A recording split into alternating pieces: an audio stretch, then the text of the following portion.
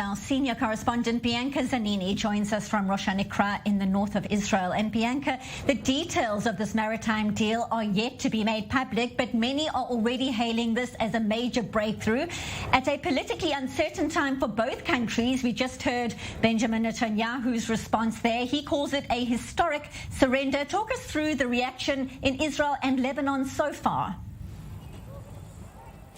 Well, Benita, we are, after all, just a few weeks away from elections here in Israel, so it's absolutely no surprise that we'll hear a statement like this from the opposition and from Benjamin Netanyahu in particular. It is interesting to see that he criticized it but did not say that he would cancel it or leave the deal at all. He's saying that he will deal with it as they have dealt with other previous bad deals. But if you look at it from the perspective of the two governments, the two parties involved, they will see this as a success if it does go through. And they will sell it as a success, as a victory for Lebanese President Michel Aoun. This is all about sealing the deal before he leaves office at the end of the month. And for the Israelis, the Israeli Prime Minister Lapid and Defense Minister Gantz have really been highlighting the positives of this deal. And if it does go through, Israel will be able to start producing its own gas without the hanging, overarching threat of Hezbollah as imminent and as present as we've seen it in recent months in particular.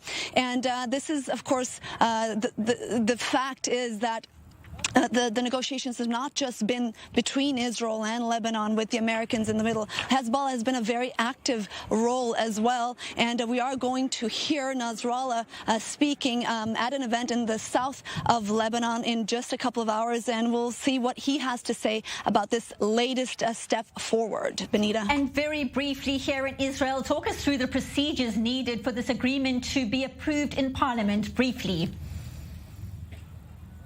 Well, briefly, tomorrow the Security Cabinet is going to convene and probably they will approve it. There is the possibility of the alternate Prime Minister, Naftali Bennett, to veto it, but it is unlikely at this moment. Then it moves on to the Knesset, which will have 14 days to approve it, and there's going to be a vote. Now, the goal, of course, is to do all of this before the end of the month, before President Aoun leaves his office in Lebanon and before the elections here in Israel. Appreciate the update. Senior Correspondent Bianca Zanini, live from Rosh Hashanah in the north of Israel.